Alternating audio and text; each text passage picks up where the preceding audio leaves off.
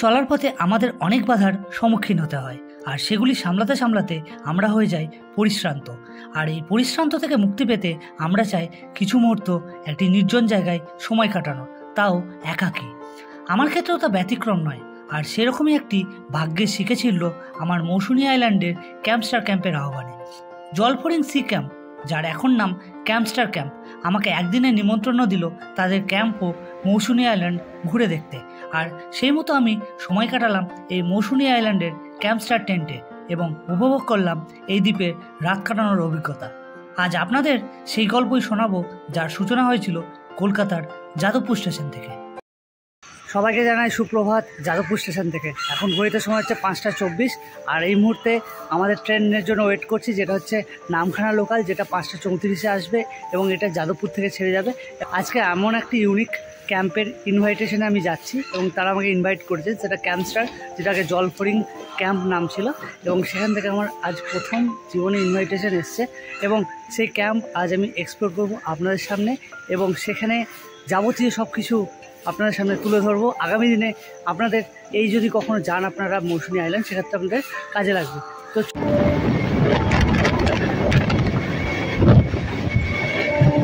নির্ধারিত সময়ে আমাদের ট্রেন ছেড়ে দিল নামখানার উদ্দেশ্যে এবং প্রায় 1 ঘন্টা পর পৌঁছে গেলাম লক্ষ্মীকান্তপুর স্টেশনে। ঘড়িতে সময় এখন 7টা 5। এই মুহূর্তে পৌঁছে গেছি লক্ষ্মীকান্তপুর স্টেশনে। এখান থেকে এই ট্রেনটাই নামখানার উদ্দেশ্যে রওনা দেবে 7টা 10-এ। তো কুয়াশা যথেষ্ট ছিল রাস্তায়। আর এই লক্ষ্মীকান্তপুর থেকেই আমার যে যাত্রা হয়েছিল আগে, সেটার একটা ভিডিও আছে এই চ্যানেলেই। আপনারা কমেন্ট বক্সে জানাবেন যে কোন ভিডিও ছিল এই লক্ষ্মীকান্তপুর স্টেশন থেকে।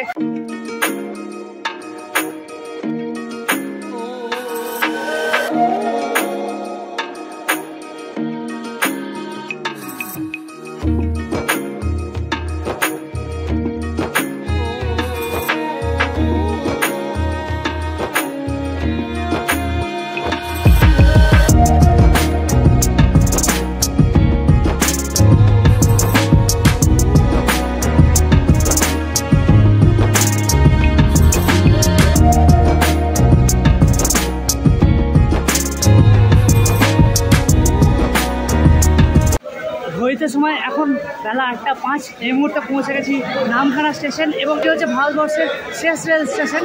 তো এখান থেকে আমরা ধরবো একটা টোটো করে যাবো হচ্ছে 11 মাইল, সেখান থেকে যাবো হচ্ছে হুজ্জুতের ঘাট। মানে এটা হচ্ছে ঠিক নামখানা স্টেশনের বাইরেটা। তো এখানে এসে আমাদেরকে বার্গেনিং করতে হবে হুজ্জুতের ঘাট যাওয়ার জন্য, কারণ এখানে কিন্তু শেয়ারে যাওয়াও যায়। তো আপনারা রিজার্ভ করে গেলে কিন্তু অনেকটা টাকা পড়ে যাবে। তো যারা আসবেন তাদেরকে রিকমেন্ডেড করব যে আপনারা কিন্তু শেয়ারে যাবেন, বার্গেনিং করে নেবেন। নামখানা স্টেশন থেকে একটি টোটোতে করে যাত্রা শুরু করলাম হুজ্জায়েত ঘাটের উদ্দেশ্যে, যার দূরত্ব নামখানা স্টেশন থেকে প্রায় 15 কিলোমিটার। ঘড়িতে সময় এখন 8টা 20। এই মুহূর্তে আছি আমরা নামখানা হাতানিয়া দোমানিয়া যে ব্রিজ আছে, সেই ব্রিজটা ক্রস করব। বেসিক্যালি কালকে আমাকে ক্যাম্প থেকে ফোন করে বললো, দাদা হুজ্জুতের ঘাট দিয়ে আসুন, কারণ পাথুনিয়াতে একটু ভিড় বেশি আছে। তো এই হাতানিয়া দোমানিয়া যে নদীটা আছে, তার ব্রিজটা কিছু বছর আগে তৈরি হয়েছে। তার আগে কিন্তু এদিকে ফেরি পারাবার হতো। আর এই হাতানিয়া দোমানিয়া ব্রিজটা হওয়াতে বকখালি বা ফ্রেজারগঞ্জ যাওয়াটা কিন্তু অনেকটাই সুবিধার হয়ে গেছে। তো চলুন একবার আপনাদের ভিউটা দেখাই হাতানিয়া দোমানিয়া ব্রিজে।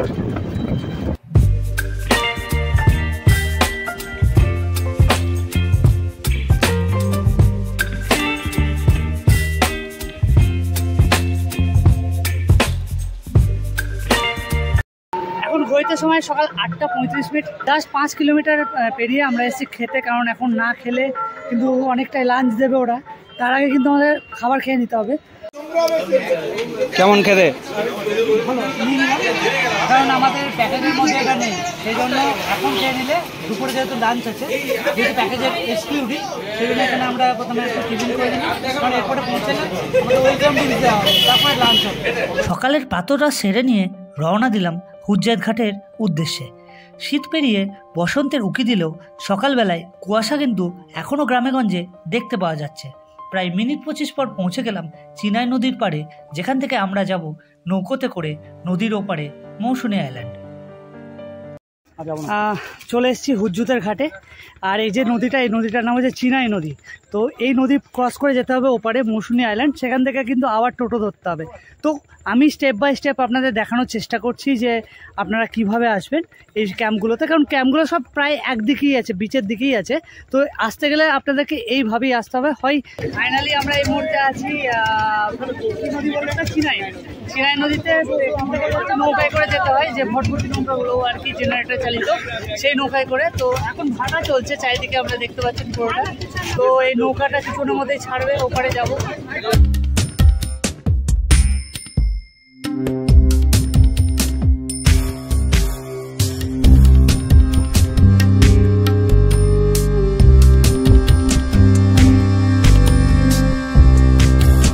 চলে এসেছি হুজ্জুতের ঘাটের এইদিকে মৌসুনি আইল্যান্ডের দিকে। তো ফেরি পার করে আবার এখানে থেকে একটা টোটো ধরতে হবে। তো শেয়ারেই যাব, দেখি কত দিচ্ছে। আর এখান থেকে মোটামুটি আর 15 থেকে 20 মিনিট লাগবে হয়তো যেতে। তো দেখা যাক। এপারে এসেও আপনারা চেষ্টা করবেন শেয়ার টোটোতে করে আপনার গন্তব্য ক্যাম্পে যাওয়ার, কারণ একা রিজার্ভ করে গেলে ভাড়া লাগবে অনেকটাই বেশি। আমাদের প্রতিজন ভাড়া পড়েছিল 35 টাকা করে।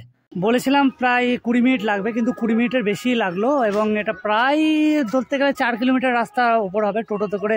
এখন ছোটো মানে রাস্তাগুলো মানে পাকা আছে, আসা যাবে। তো সামনেই নামিয়ে দিল, বললো মোটামুটি 30 সেকেন্ড বা 1 মিনিট হাঁটলেই সামনে হচ্ছে ক্যাম্পস্টার বা জলফরিং, যেটা আগে নাম ছিল সেই ক্যাম্পটি। তো আমি আজকে সেখানকার অতিথি। তো চলুন যাই, দিয়ে দেখা হচ্ছে একবার ক্যাম্পে। ইউজুয়ালি আমি এই মুহূর্তে আছি জলফরিং বিচ ক্যাম্প বা জলফরিং সমুদ্র সৈকত ক্যাম্প, যার এখন নাম হচ্ছে ক্যাম্পস্টার। তো এই যে ক্যাম্পটা, এই ক্যাম্পটা আপনারা জানেন, আমি আগেই বলেছি যে আমি আজকে একজন গেস্ট হিসাবে এসেছি। এবং এখানে যেসব রুম এবং টেন্টগুলো আছে সেগুলোর ব্যাপারে আমি এরপরে বিস্তারিত আপনাদের জানাবো। প্রথমে নিয়ে নেবো হচ্ছে ওয়েলকাম ড্রিঙ্ক, এবং ওয়েলকাম ড্রিঙ্ক নিতে নিতে আমরা দাদার সাথে কথা বলে নেব এই ক্যাম্পটার ব্যাপারে এবং ক্যাম্পটার রুমগুলোর ট্যারিফের হিসাবে, যাতে আপনাদের আগামী দিনে আসতে সুবিধা হয়। আচ্ছা, প্রথমেই আমাদের দাদা নিয়ে হাজির হয়েছে ওয়েলকাম ড্রিঙ্ক। এটা হচ্ছে প্রথমেই যখন আমরা 10টায় চেক ইন করবো আমাদেরকে এরকম দেওয়া হবে ওয়েলকাম ড্রিঙ্ক, তারপর দেওয়া হবে লাঞ্চ নেবো। তো দাদা নমস্কার, তোমার নাম? শুভঙ্কর। আচ্ছা শুভঙ্কর দা। তো শুভঙ্কর দা, আমরা প্রথমে যখন ক্যাম্প ওয়েলকাম হচ্ছে সেটা ওয়েলকাম ড্রিঙ্কস দিয়ে হচ্ছে। হ্যাঁ অবশ্যই ওয়েলকাম ড্রিঙ্কস দিয়ে হচ্ছে। তো আমরা ওয়েলকাম ড্রিঙ্কসে এরপর কি আমরা লাঞ্চে যাবো? এরপরে সোজা লাঞ্চে। তো এই লাঞ্চে যাওয়ার আগে আমরা একবার একটু রুমগুলো দেখে নিই, যাতে আমার দর্শকরা দেখতে পারে যে কি কি রুম থাকতে পারে, আগামী দিনে তারা সেভাবে প্ল্যান করতে পারবে। ধরুন আপনাকে পুরো ক্যাম্প এরিয়া আর ক্যাম্পের যে টেন্ট রুম ফ্যাসিলিটি রয়েছে সেগুলো আপনাকে ঘুরে ঘুরে দেখিয়ে দিই। আচ্ছা, এগুলো রয়েছে আমাদের ব্যাম্বু কটেজ আছে, ওই সাইডে যে রুমটা দেখতে পাচ্ছেন ওটা আছে ব্যাম্বু ভিলা। তো আমরা কি খালি থাকলে আমরা কি দেখতে পারি? হ্যাঁ চলুন আপনাকে দেখিয়ে দিচ্ছি। এটা হচ্ছে ব্যাম্বু ভিলা। তো আমরা রুমে প্রবেশ করছি। এটা হচ্ছে একটা রুম, এই যে দেখছেন রুমটা, দেখুন বড় স্পেস আছে এটাতে। এটা কিন্তু একটা পুরোনো দিনের যে কুড়ে ঘরের যে একটা অ্যাম্বিয়েন্স, সেটা কিন্তু আমরা পাচ্ছি। এবং এটা কজন মানে থাকতে পারে? 6 থেকে 7 জন আরামসে থাকতে মানে যারা ধরুন ব্যাচেলার এলো বা ফ্যামিলিয়ার এলো, তাদের জন্য এই রুমটা খুব ভালো হচ্ছে। আচ্ছা, ফ্যামিলির জন্য ভালো বেস্ট হবে, কারণ 5 থেকে 6 জন। 6 জন হলো বাড়ির এলো। আর কি এসি না নন এসি? এসিরও ফ্যাসিলিটি রয়েছে, এসি নন এসি। আর এটা হচ্ছে বাথরুম, এটা হচ্ছে বাথরুম, কোমোড বাথরুম। আর এই রুমটা ট্যারিফ কত? এইটা আছে আপনার পার day per head fooding plus lodging নিয়ে পড়বে 1500 টাকা। 1500 টাকা মতো। আচ্ছা, এসি এটা 200 টাকা কম। আর এটার নাম হচ্ছে ব্যাম্বু কটেজ, ব্যাম্বু ভিলা। আচ্ছা, এর সামনে আমরা যেটা দেখতে পাচ্ছি এটা কি আছে মানে? Bamboo cottage. এটা টোটাল আমাদের কটা আছে? 3টে। এটা 3টে আছে। 3টে আছে এটা। আচ্ছা, এটা কি 2 বেডেড? এটা 2 বেডের। এটা হচ্ছে 2 বেড। হ্যাঁ আছে, এটাও এসি আছে। বাথরুমটা একবার দেখুন, মানে পুরোটাই কোমোড আছে আর কি। Commode bathroom. আচ্ছা, এটা ট্যারিফ কত রাখা হয়েছে এই রুমটার? আপনারা ম্যাক্সিমাম 2 থেকে 3 জন আরামসে থাকতে পারবেন। আচ্ছা, আর এটা আছে আপনার পার day per head fooding plus lodging নিয়ে পড়বে 1350 করে।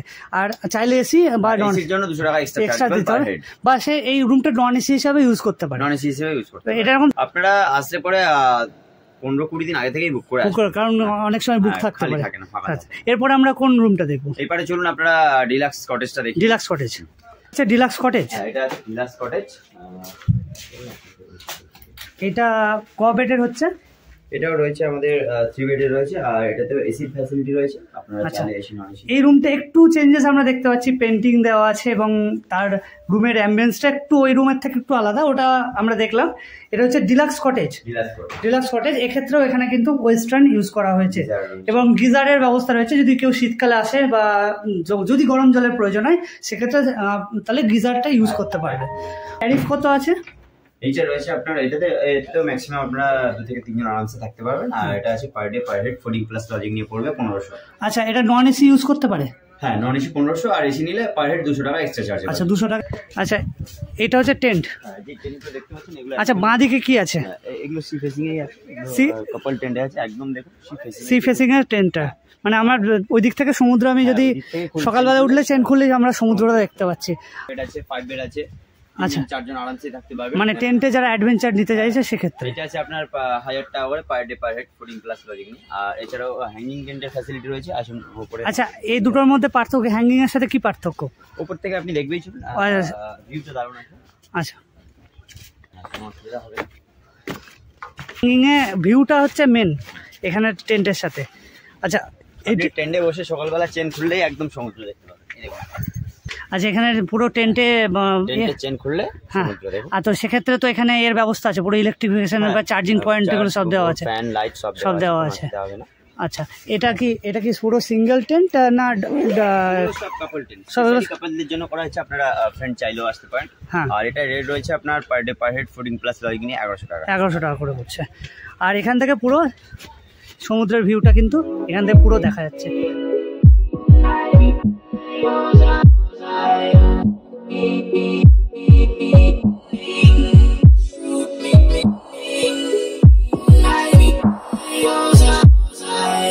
এখনই বললেন যে এখানে কিন্তু যারা টেন্টে থাকবেন তাদের জন্য কিন্তু একটা কমন বাথরুম এবং টয়লেট আছে। সেক্ষেত্রে যেহেতু এটা একদম কাছেই, সেক্ষেত্রে অসুবিধা হওয়ার কথা নয়। আর ওখানে আমরা যেটা ব্যাম্বু ভিলা দেখলাম বা ব্যাম্বু হাউস দেখলাম বা ডিলাক্স দেখলাম, সেগুলো কিন্তু অ্যাটাচড আছে। তো জাস্ট লেখা আছে জলফড়িং ক্যাম্প। আমার স্বাভাবিক কোশ্চেন এসছে, মানে মাথায় আসছে যে হঠাৎ করে এই ক্যাম্পটা জলফড়িং থেকে ক্যাম্পস্টার কেন হয়ে গেল? আচ্ছা, ফার্স্টে ক্যাম্পটার নাম জলফড়িং ছিল, স্পেসটা অন্য জায়গায় ছিল, প্লেসটা ওইটা কোনো কারণে চেঞ্জ হয়ে এখানে করা হয়েছে, পরে নামটা ক্যাম্পস্টার করা হয়েছে। আর এই ক্যাম্পের ব্যাপারে আরেকটু যদি বলতেন যে সাবধানতা অসাবধানতা যেগুলো মানুষ প্রায়ই বুঝতে পারে না, কিন্তু এখানে যেহেতু একটা জায়গায় এরিয়ায়, সেখানে মানুষের একটা শৃঙ্খলার দরকার, সেই বিষয়ে একটু যদি দুটো কথা বলতেন। আগে বলে দিই, যে রেটগুলো বললাম সেই রেটগুলো অনলি নর্মাল ডের জন্য, হলিডে আর স্পেশাল ডেতে রেটগুলো চেঞ্জ হতে থাকে আমাদের। আর আপনি রুম নিন বা টেন্ট, সবগুলোতে কিন্তু খাবার সেমি থাকছে প্যাকেজে। আচ্ছা, ঠিক আছে। আর আসলে পরে এখানে আপনাকে আইডি প্রুফগুলো মাস্ট ক্লিয়ার লাগবে। 18+ এই কাপলদের জন্য বলবো 18+ মাস্ট হতে হবে একদম। আর বাকি টার্মস এন্ড কন্ডিশনটা ওখানে দেওয়া আছে, এটা একবার পজ করে আপনারা দেখে নেবেন, ভিডিওতে দেখিয়ে দেওয়া হবে। ঠিক আছে, থ্যাংক ইউ দাদা। তাহলে আমরা একদম লাঞ্চের সময় তোমার সাথে কথা বলবো, আবার লাঞ্চে আপনার সাথে। হ্যাঁ, বেসিক্যালি যেটা হয়, আমরা যে কোনো জায়গায় যদি আসি, সেক্ষেত্রে সেই জায়গার যে নিয়ম রুলস রেগুলেশন সেগুলো কিন্তু আমাদেরকে মেনটেন করতে হবে। কারণ একটাই, সেই জায়গাটা কিন্তু আমরা আনন্দ করতে আসছি, যাতে অন্যদের নিরানন্দ না হয়, সেক্ষেত্রেও আমাদের কিন্তু লক্ষ্য রাখতে হবে। এখানে যে অ্যাম্বিয়েন্সটা, এই অ্যাম্বিয়েন্সটা কিন্তু একদম সম্পূর্ণ আলাদা। বেসিক্যালি যারা নির্জনে একটু সময় কাটাতে চায় তারাই কিন্তু এই ক্যাম্পে আসে। হচ্ছে ক্যাম্পের ঠিক বাইরেটা, মানে বিচ সাইডটা, আমি ওইদিকে এন্ট্রিটা আপনাদের দেখালাম, এই দিকটা থেকে এটা পুরোটা ওই যে ওই দূরে হচ্ছে, ওটা কিন্তু হচ্ছে ওপরে ক্যাম্পের যে ওপরে ব্যালকনি, সে ওপরে হচ্ছে আপার, এবং সেখানেই আমার দ্বিতীয়টাই আমাকে পেয়ে দিয়েছে, একটা অ্যালোকেট করেছে আমাকে আমার ভাইকে। আর এই নিচেও কিন্তু আছে ক্যাম্পটা। এখান থেকে দেখুন, এখান থেকে পুরো সি বিচটা একদম পুরো এদিকটা দেখা যাচ্ছে পুরো। মানে এতক্ষণ ছিলাম আমি ক্যাম্পের ভেতরে, একটু ঘুম ঘুম লাগছিল, তো এবার যাব খেতে। মানে খুব খিদে পেয়েছে, সকাল থেকে সে পরোটা ছাড়া কিছু খাওয়া হয়নি। তো মনে হয় ভালো ভালো খাবার আমাদের জন্য ওয়েট করছে, দেখি কী কী খাবার থাকছে, তোমাদের সাথে সেগুলো খাবো এবং রিভিউ দেবো। আর সামনে হচ্ছে এই সমুদ্র, সত্যি আজকে পুরো মনটা পুরো ভরে গেল। তো এই মুহূর্তে চলে এসছে আমাদের খাবার দুপুরে। তো খাবারে অ্যাজ ইট ইজ মেনু যেটা ছিল, পমফ্রেট মাছ ভাজা এবং ডাল আছে, তার সাথে আছে হচ্ছে মাছ। তো এখন খাওয়া শুরু করবো এবং আপনাদের ফিডব্যাক দেবো আসলে খাবারটা কীরকম লাগলো, এবং সেই হিসাবে আপনাদেরকেও সেই রিকমেন্ডেশন দেবো। যদিও বা আমি ফুড নিয়ে কখনো কোনো ফিডব্যাক দিই না, তবে যেহেতু ক্যাম্পে এসেছি, আমাকে ইনভাইট করা হয়েছে, সেক্ষেত্রে আপনাদেরকে একটা ফিডব্যাক আমি দেবো। বাঁধাকপির তরকারিটা মোটামুটি ভালোই লাগছে।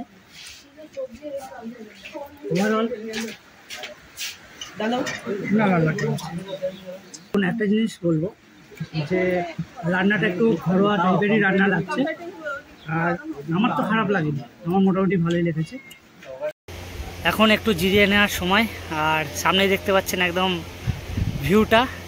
তো এখন সময় হচ্ছে 2:45, মোটামুটি 4টে 4:30 পর্যন্ত একটু ঘুমিয়ে নেবো, তারপরে আপনাদের সাথে একটা জায়গা ঘুরতে যাব, সেটা একটু সিক্রেট রইল। তো আপনাদেরকে আমি বলেছিলাম যে বিকেলে আপনাদেরকে একটা জিনিস দেখাবো, সেটা হচ্ছে ম্যানগ্রোভ অরণ্য। তো খাড়ি অঞ্চল বা সমুদ্র অঞ্চলে এলে ম্যানগ্রোভ অরণ্য তো দেখতেই হয়। তো সেই ম্যানগ্রোভ অরণ্যের পথে আমরা যাচ্ছি। পরপর দুটো ঘূর্ণিঝড় হওয়ার ফলে এখানে যে ম্যানগ্রোভ অরণ্য অনেকটাই পাতলা হয়ে গেছে, যেটা আমরা খবর নিউজে দেখতাম। তো আজকে চাক্ষুষ দর্শন করে যেটুকু বুঝলাম যে এখানে ক্যাম্পগুলো কত ক্ষতি হয়েছিল সেই সময়, যে ইয়াস হয়েছিল বা আমফান হয়েছিল। তো প্রকৃতির রোষে সবাই পড়ে, সেক্ষেত্রে কেউই বাদ যায় না। তো আমাদের এই ম্যানগ্রোভ আমাদেরকে যে সমভূমির বিভিন্ন এরিয়ায় যে বসবাসকারী মানুষজনকে কিন্তু, বিশেষ করে কলকাতার মানুষকে কিন্তু বাঁচায় এই ম্যানগ্রোভ অরণ্য। তো এই অরণ্য রক্ষার দায়িত্ব কিন্তু আমাদের সবার।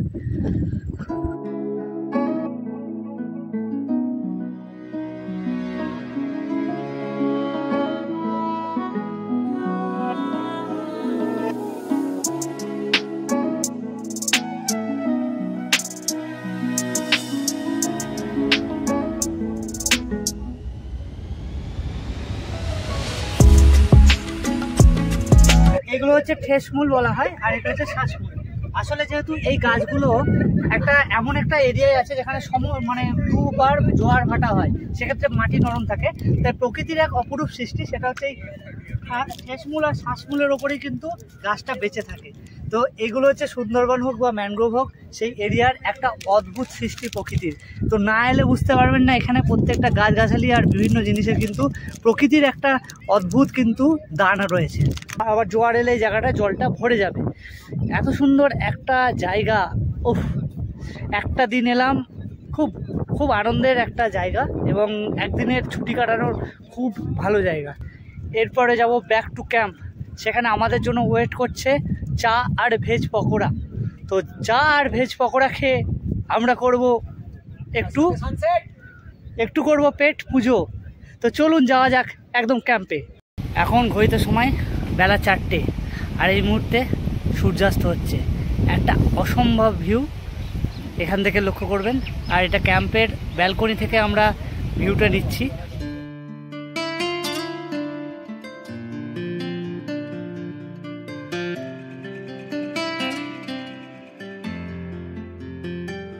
পরন্ত বিকেলে সূর্যাস্ত দেখতে দেখতে কেটে গেল সময়।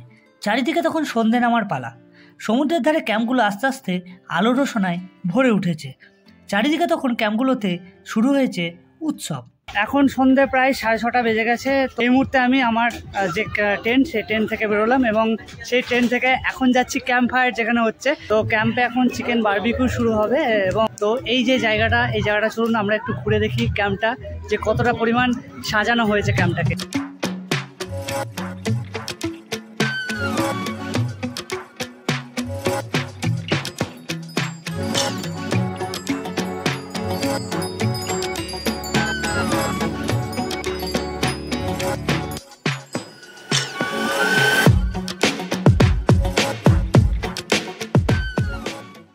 চলে এসছে আমাদের ভেজ পকোড়া, যেটা আমাদের প্যাকেজে ছিল।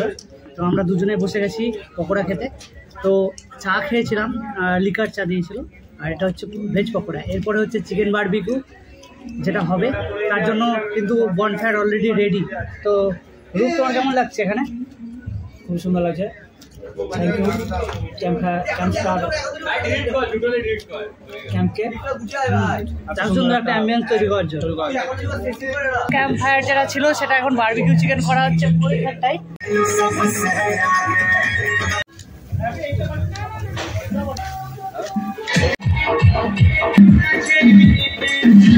এখন সন্ধ্যে 7:30, আর এই মুহূর্তে বসে আছি সি বিচে, আর পেছনে হচ্ছে আমাদের ক্যাম্পস্টার ক্যাম্প, ঠিক আছে, যেখানে আজ সকালবেলায় চেক ইন করেছি, তারপর দুপুরে লাঞ্চ করেছি, ম্যানগ্রোভ দেখেছি, সন্ধ্যেবেলায় পকোড়া চা খেয়েছি, এখন চলে এসছে হচ্ছে বারবিকিউ চিকেন।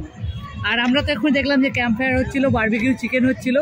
তো এখন এই বারবিকিউ চিকেনের বাইট দেবো। এবং সত্যি করে বলতে এরকম ক্যাম্পে আমার ফার্স্ট টাইম, এবং এই ক্যাম্পে এখনও পর্যন্ত আমার যে এক্সপিরিয়েন্স, আমাকে বারবার এসে দাদা কেমন হয়েছে, ভালো হয়েছে কিনা এরকম ফিডব্যাক নিচ্ছে। তো এই বারবিকিউটা কিন্তু এক্সক্লুডিং অন দ্য প্যাকেজ, এটা কিন্তু প্যাকেজের সাথে ইনক্লুড নয়, আমরা কিন্তু আলাদা করে নিয়েছি। তারও কিন্তু কস্ট আমি ডেসক্রিপশন বক্সে দিয়ে দেবো। তো চলুন বারবিকিউ টেস্ট নেওয়া যাক। দারুণ, একদম ওখানে ব্যাকগ্রাউন্ডে মিউজিক বাজছে, আমি ওখানে বসতে পারলাম না, কপিরাইট চলে আসবে বলে চলে এলাম সি বিচে। এখানকার একটা অ্যাডভান্টেজ আছে, এখানে ভাটা চলছে, কিন্তু এখানের ওয়েদারটা, অ্যাম্বিয়েন্সটা একদম আলাদা। ঘড়িতে সময় প্রায় 10:30টার উপর হয়ে গেছে। মোটামুটি ক্যাম্পে খাওয়া প্রায় অর্ধেকের শেষ। তো আমি ইচ্ছা করেই লাস্টের দিকে খাওয়া শুরু করছি এই কারণে, কারণ যেহেতু বারবিকিউ ছিল, ওটা খেতে অনেকটা লেট হয়ে গেছিলো। তো এই মুহূর্তে বসে গেছি, রূপ খাচ্ছে হচ্ছে মাটন, ভাত খাচ্ছে। আমি যেহেতু মাটন খাই না, আমি রুটি নিয়েছি, তার সাথে চিকেন খাচ্ছি। রূপ কেমন লাগছে মাটন? মাটন এখনো টেস্ট করিনি, টেস্ট এই মুহূর্তে একটা বাইট নিচ্ছি। খুব সুন্দর সেদ্ধ হয়েছে, আর অসাধারণ জুসি মাটন, সত্যি কথা ভালো, আমারটা ভালো। চিকেন খাচ্ছি রুটির সাথে, তার সাথে পেঁয়াজ, যেটা না হলে হয় না, সেটা অসম্পূর্ণ। তো চলুন খেয়ে নিই। ঘড়িতে সময় এখন রাত 12টা, আর চারিদিকে এখন পুরো শুনছান। তো ক্যাম্প থেকে বিশেষ করে ভিজুয়াল সেভাবে আসছে না, তাই আপনাদের দেখাতে পারলাম না। তো এখন চরম ঘুম পাচ্ছে। কালকে দেখা হচ্ছে আপনাদের সঙ্গে সকালবেলায়, এবং সকালের যে ভিউ সেটা আপনাদের তুলে ধরবো। তো ততক্ষণের জন্য, আজকের জন্য শুভরাত্রি। Very good morning from Campstar camp. তো ঘড়িতে এখন 6:43 সকাল, আর সামনে সমুদ্র, আর ক্যাম্পে বসে আছি এই মুহূর্তে। আর সমুদ্রের জল একদম চলে গেছে, কাল 12টার দিকে জল এসেছিল জোয়ারে, আবার জল চলে গিয়েছে। আর এখন চারিদিকে কুয়াশা, এবং ক্যাম্প পুরোপুরি নিশ্চুপ, সবাই ঘুমোচ্ছে। তো একটু ঠান্ডা ঠান্ডা আছে, রাত্রে একটু গরম লাগছিল, কিন্তু ভোরের দিকে একদম ঠান্ডা ঠান্ডা হয়ে গেছে। আর ক্যাম্প মোটামুটি রাত্রে অনেক রাত পর্যন্ত সবাই এখানে খাওয়া দাওয়ার পর গল্প গুজব করেছে। তো ক্যাম্প সকালবেলায় এই জন্যই নিশ্চুপ হয়ে আছে। তো বিশেষ করে এরপরে হচ্ছে আমাদের ব্রেকফাস্ট থাকবে, ব্রেকফাস্টের পরে হচ্ছে আমাদের চেক আউট। সো ঘড়িতে সময় হচ্ছে এখন বেলা 15টা, এই মুহূর্তে আছি আমরা চেক আউটের টাইমে, আর মোটামুটি মিনিট 20 পরে হচ্ছে আমাদের চেক আউট। তো এই মুহূর্তে আমাদের দিয়েছে হচ্ছে জলখাবার, যেটা আগের দিনই আপনাদের বলেছি, যেটা আমাদের পরের দিনের সাথে প্যাকেজে ইনক্লুড থাকে। সেটা দিয়েছে পুরি, তার সাথে দিয়েছে একটা তরকারি, এবং তার সাথে দিয়েছে একটা ডিম অমলেট। তো এটা খাওয়ার পরে আমরা যাব চেক আউট করতে, এবং তারপরে আমাদের যে পুরো কালকে থেকে যে প্যাকেজ দুপুর থেকে, সেটা কিন্তু শেষ হবে। এখন ঘড়িতে সময় সকাল 9টা। এই ক্যাম্পস্টার ক্যাম্পকে বিদায় জানানোর পালা। সব কিছু যখন শুরু থাকে তার শেষও হয়। তো এখান থেকে আমরা যাব সরাসরি নামখানা। তো নামখানা পৌঁছতে আপনাদেরকে একটু জানিয়ে রাখি এখানকার ট্যারিফ সম্বন্ধে, এখানে কী কী নিয়মাবলী আছে, এবং তারপরে আপনারা এখানে কিভাবে আসবেন সে ব্যাপারে আপনাদের সম্পূর্ণ একটা ডিটেলস দিই, যাতে আপনাদের আসতে সুবিধা হয়। এখানে রুম ভাড়া বা তাঁবুতে রাত্রিবাসের থাকা ও খাওয়ার খরচ সম্বন্ধে এর আগে আপনাদের জানিয়েছি বিস্তারিত ভিডিওর প্রথমের দিকে। তবে অনেকেরই মনে প্রশ্ন জাগবে যে এখানে কিভাবে আসবেন। কলকাতা থেকে মাত্র 4 ঘন্টার ব্যবধানে আপনারা পৌঁছে যেতে পারবেন এই নির্জন ক্যাম্পে 1 অথবা 2 দিনের অ্যাডভেঞ্চার নিতে। কলকাতা থেকে যারা ট্রেনে আসবেন তাদের শিয়ালদহ থেকে নামখানা ট্রেন ধরে আসতে হবে। নামখানা স্টেশনে নেমে সেখান থেকে অটো বা টোটো করে পৌঁছতে হবে হুজ্জাইদ বা বাগডাঙ্গার ঘাট। সেখান থেকে চিনাই নদী পেরিয়ে মিনিট 25-এর ব্যবধানে পৌঁছে যাবেন আপনাদের গন্তব্যে।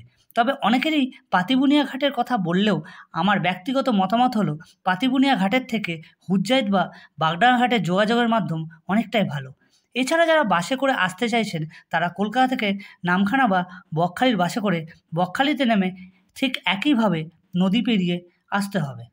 ঘড়িতে সময় এখন বেলা 11:15। এই মুহূর্তে আছি নামখানা স্টেশনে। বেসিক্যালি আমি 12:20 যে নামখানা লক্ষ্মীকান্তপুর লোকাল আছে সেটাই ধরবো। তো ট্রেন আসবে, মোটামুটি এখন 1 থেকে 1.5 ঘন্টা বসতে হবে।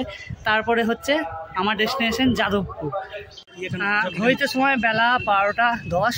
তো এখন এই মুহূর্তে খবর পাওয়া গেল যে ট্রেনের ওভারহেড ছিঁড়ে গেছে নরেন্দ্রপুরে। তো 3 ঘন্টা সময় লাগবে টিকিট ক্যান্সেলেশনের জন্য। তো 50 টাকার জন্য আমি এখন 3 ঘন্টা লস করব না, ট্রেন ক্যান্সেল। তো এখন যাবো হচ্ছে নামখানা থেকে, দেখি স্টেট বাস পেলে বারুইপুরের ওইদিকে চলে যাবো, বারুইপুর থেকে বারাসাত যে বাস সেটা ধরার চেষ্টা করবো। তখন কিছু না কিছু ক্যান্সেল হয়। আমার সাথে ট্রাভেল করছে, আমার গাল দিচ্ছে, বলছে কিছু না কিছু ক্যান্সেল হয়। বেনারস যখন গেলাম তখনও ক্যান্সেল হয়েছে, অযোধ্যা গেলাম তখনও হয়েছে, এখনও হচ্ছে। তো আমি মনে করি এটা পার্ট অফ লাইফ। তো চলো দেখি ট্রেন ধরি এখন গিয়ে। ট্রেনের প্যান্টোগ্রাফ ছিঁড়ে যাওয়াতে দ্রুত সিদ্ধান্ত বদল করে কলকাতাগামী সরকারি বাসে করে রওনা দিলাম এসপ্ল্যানেডের উদ্দেশ্যে। প্রায় 3.5 ঘন্টার ব্যবধানে পৌঁছে গেলাম কলকাতা। আমি পৌঁছে গেছি আমার ডেস্টিনেশনের উদ্দেশ্যে, অর্থাৎ আমার রুমের কাছাকাছি। তো কাল থেকে আজ পর্যন্ত একটা বড় অভিজ্ঞতার মধ্যে দিয়ে কাটলো এবং একটা ভালো আনন্দের ওপর দিয়ে কাটলো। তো আবার নতুন একটা ভিডিওতে আপনার সাথে দেখা হবে। ততক্ষণের জন্য ভালো থাকবেন, সুস্থ থাকবেন, সাবধানে থাকবেন। ধন্যবাদ।